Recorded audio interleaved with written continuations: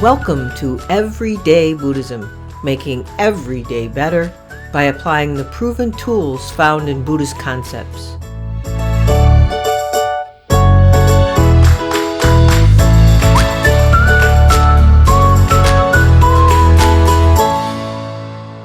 Welcome to episode 26 of Everyday Buddhism, making every day better. It's an exciting week. Our Everyday Sangha launches this Thursday, April 25th at 8 p.m. U.S. Eastern Time. I'm excited. I hope those who are new members of the Sangha are excited. It is a virtual Sangha, so, we won't be sitting together in the same room, but my intent is for it to feel just like we are sitting together. Harnessing the benefits of the powerful video conference technologies available today, we will be sitting together and sharing our practice once or twice monthly using Zoom video conference. Soon after I began doing this podcast, I couldn't stop thinking about having a virtual Sangha. So many people don't have the benefit of being close enough to a Buddhist center, Buddhist temple, practice group, or anything like that to benefit from participating in Sangha. I see it all the time on Buddhist groups on the internet and Facebook. Where do I practice? What should I do? How can I do this? And, it's funny, too, since I've realized I've done 25 episodes since launching this podcast about a year ago, almost a year ago, last June, I hadn't really talked about the Sangha, nor any of the triple gem, 3 jewels, 3 treasures. When I first got seriously interested in Buddhism, beyond just like reading, what they call the book Buddhist, where you have all the books piled up on your nightstand. I was a book Buddhist for many, many years, but then I began getting serious about, how do I take this beyond reading, take this beyond studying a philosophy? So when I got that interest and when I thought I should, put it into my life, do something, I was still more connected with the first 2 treasures, as something lasting and permanent I could take refuge in. The 3 jewels are supposedly the 3 things you can count on in life, the things that are permanent and lasting, the things you can take refuge in. There's the Buddha as the teacher Shakyamuni, who lived 2,500 some years ago. And then there's Buddha nature, which is the Buddha or wisdom inside of us that, at that time I wasn't sure I had connected with, and still it happens on occasion. And then the Dharma, the teachings, the practices, and the wisdom or understanding the actual Buddha awakened to, the truth of things as they are. These things I knew I could take refuge in. But the Sangha wasn't something I initially connected to. The term Sangha had traditionally referred to, monastics and arhats that we as lay Buddhists could also take refuge in. But now in the West, where Sangha really has come to mean any community of Buddhist practitioners generally, both, monastic and lay, Buddhists here also use the word to describe even a specific community or a group. You hear them say, my Sangha, meaning the Buddhist community to which I belong. It's like my church. But from either the traditional perspective or the more recent current perspective, I was not sure about Sangha back when I started getting serious in the 1990s. Was the Sangha really a treasure in today's world? Was it important to get together with others to practice Buddhism? I had a trepidation or maybe a mistrust of the group spiritual or the group religious. I think many of you or some of you either can identify with that or, could identify with it at some point in your life. That group religious or group spiritual connoted to me this, the sphere I had of being involved with groupthink, which then was synonymous to like prejudice and conformism and judgmentalism and up to the point of being cults. It seemed to me at the time, that it was really about me studying, about me learning and practicing the Dharma in my private little relationship with the Buddha while I sat on my cushion. Which just goes to show you how I hadn't really incorporated the teachings, thinking any of this Buddhist practice was really about me, just me. So my experience being part of a Sangha proved to me how wrong my thinking was and exposed me to the jewel or treasure of that third jewel. I've had experience both virtual and real, and Sangha is the thing that came alive to me in my experience. And Sangha is the aliveness that is Buddhism. It's the aliveness that takes Buddhism beyond just a study or a philosophy to something that is applied, which is what the Buddha implied or intended all along. I see a lot of comparison these days in Facebook and so forth to the philosophy. The philosophy is Stoicism or Stoic philosophy. And there are a lot of comparisons. But, the difference between Buddhism and Stoicism, are there really a whole lot of alive groups, practicing Stoicism? I mean, are there virtual or real in-person groups you can actually practice that, or is it more of a philosophy? I've said this before in other podcast episodes. Buddhism is experiential, meaning if you don't practice it, it doesn't work. Sangha helps you try on and try out your practice, turning the concepts or the philosophy and ideas into part of your life. And more importantly, I think it's about keeping you honest or keeping me honest in my intention and your intention to apply the Dharma, to apply the teachings of the Buddha to life. Whenever we try to learn a new skill or discipline or change our habits, it helps to have someone who understands our intention, understands our commitment.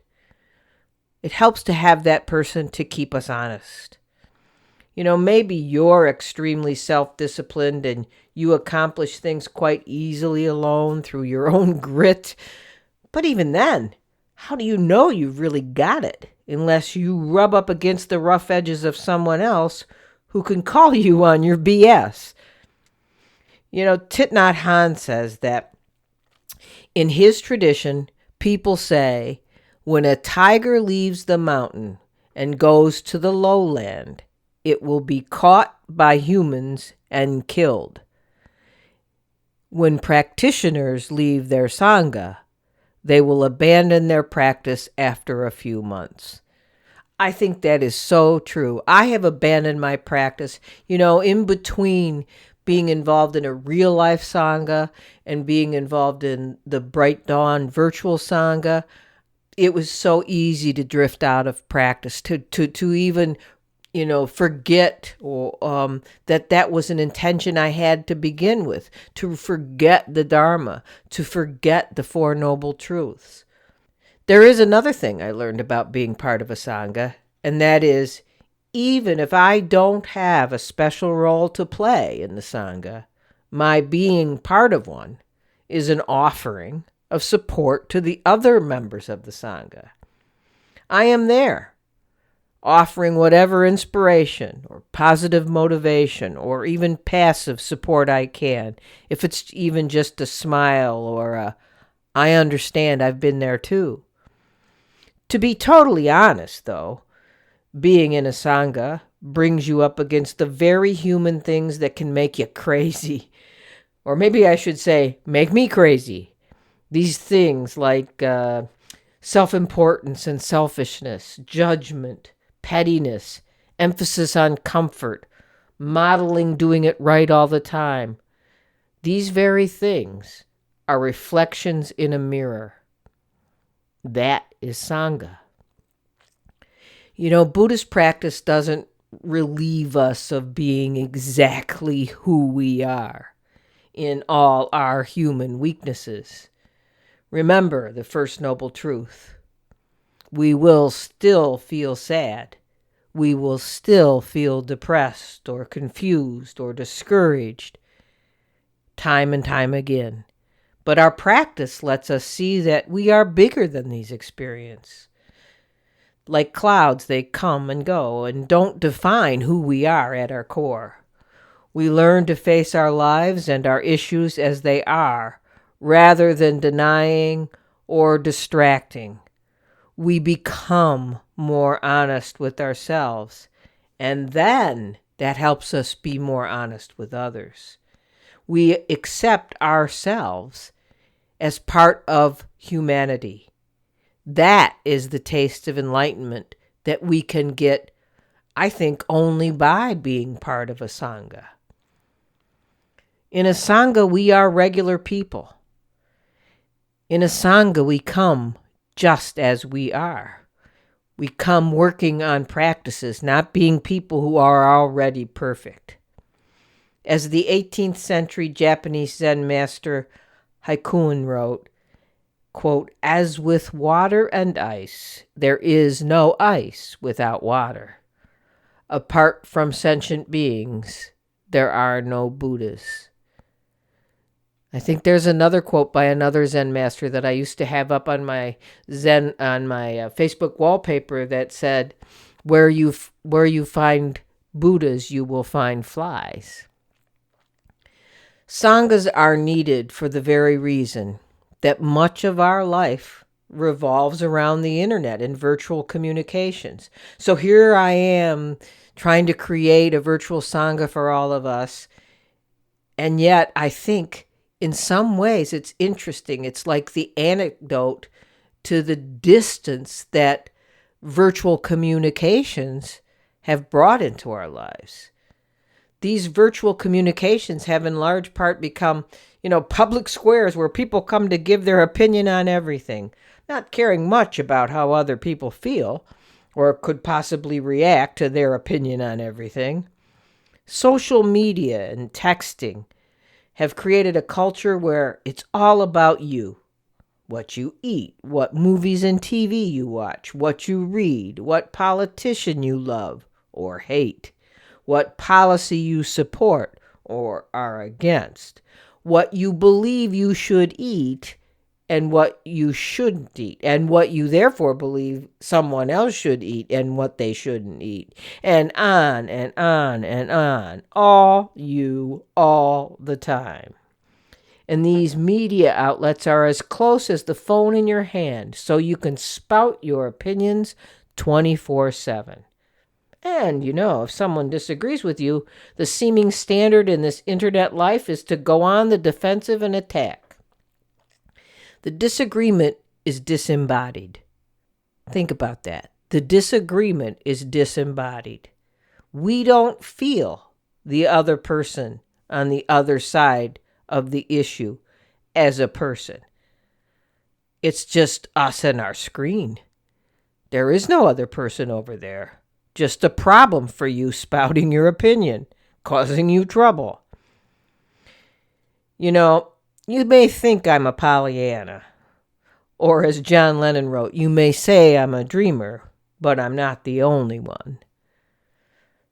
So I believe, as I think many of my Bright Dawn and everyday Buddhist friends believe, that using the powerful platform of internet technology and virtual video conferencing to create Sangha is a strong and real step to help heal the harmful divides and the prevailing sense of me versus other that seems to rule almost everything in our culture. You know, Gyome Sensei said, world peace begins with Gasho. Sangha is Gasho. Gasho is recognition, gratitude, and respect for the other. And at its core, Gasho is a physical reminder that we are just like the other, with palms together. One hand is you, and the other is me.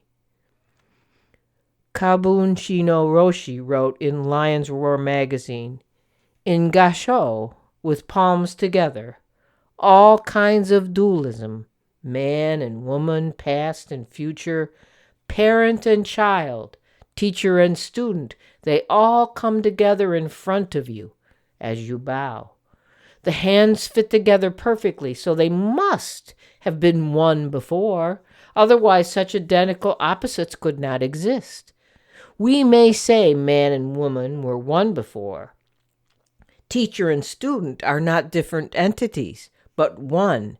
So they can feel like each other. They can feel each other, touch each other. A gasho is like that. He continues to say, by being separated, you cannot feel the beginning place. When you touch your cheek, you feel, yes, it is a cheek. And it is a hand, both, as if from a blind state. This is both an intimate and independent practice, this life. In such a lost state, touching is very important. Being recognized by someone, recognizing someone without destroying the other is a very, very important subject. A gasho you instinctively feel is not just a Buddhist activity, it is before and beyond, and it feels good. And as that dreamer, I do feel as if Sangha is the collective expression of Gasho. As I said before, I have been fortunate enough to practice with both real-life, in-person Sanghas and with virtual Sanghas. Despite initial concerns and what others may think, participation in virtual Sangha is as deep and meaningful of a Sangha experience as in person.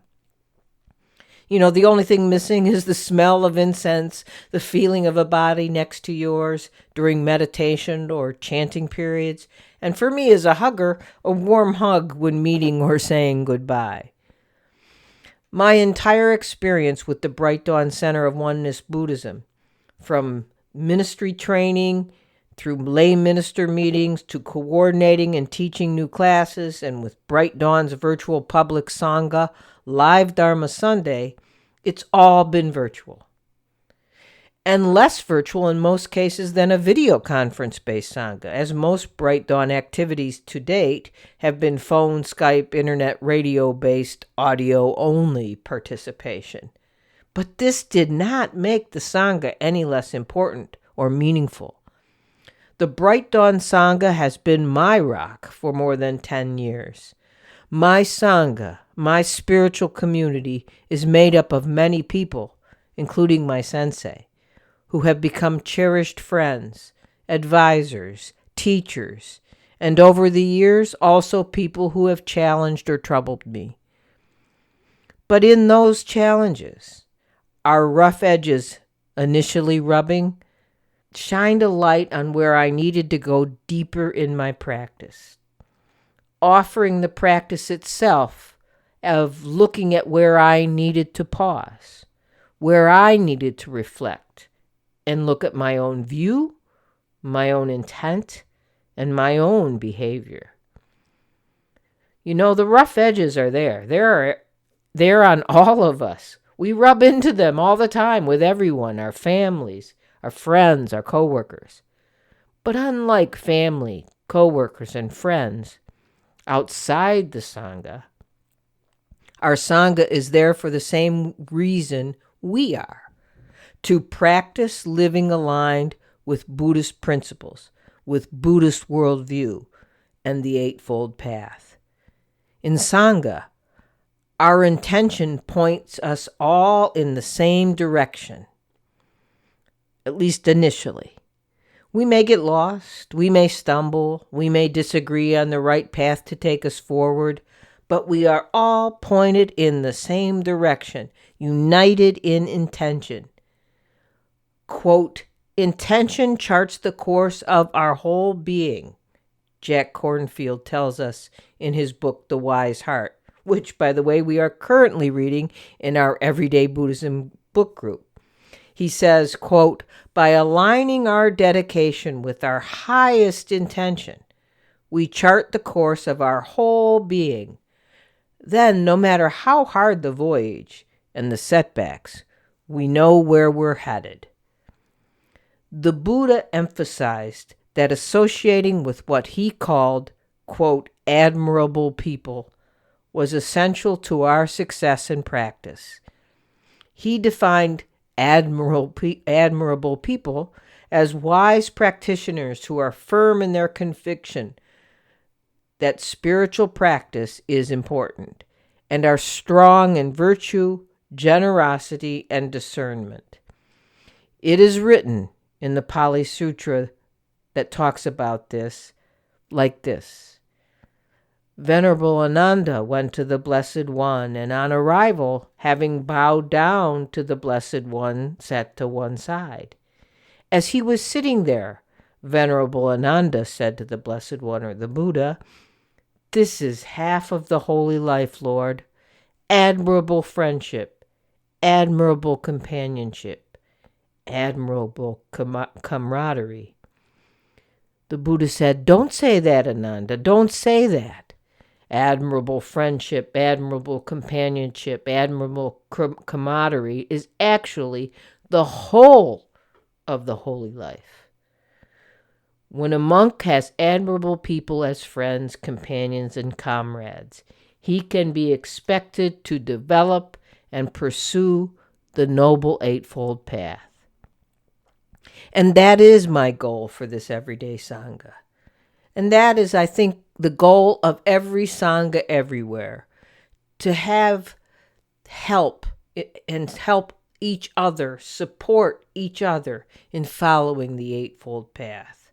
The everyday Sangha of Everyday Buddhism will help me support you and will help you support me. And together we will support all those in our immediate everyday Sangha and in the Sangha we find with our families, friends, and co-workers. May it be so. So that's it for today's episode. Thank you for joining me, and thanks to everyone who listens to the podcast, comments on my website or the public Facebook book group, and of course to those of you who have donated and helped keep the content written, produced, and distributed, and to help me expand our reach through the public Facebook group, the book study group, and to those donating to create and sustain our special Sangha. Please consider supporting the work to sponsor more of these great activities and continuing podcasts through a recurring or one-time donation through the Donate tab on my website, everyday-buddhism.com or everydaybuddhism.com. Until next time, keep making your everydays better.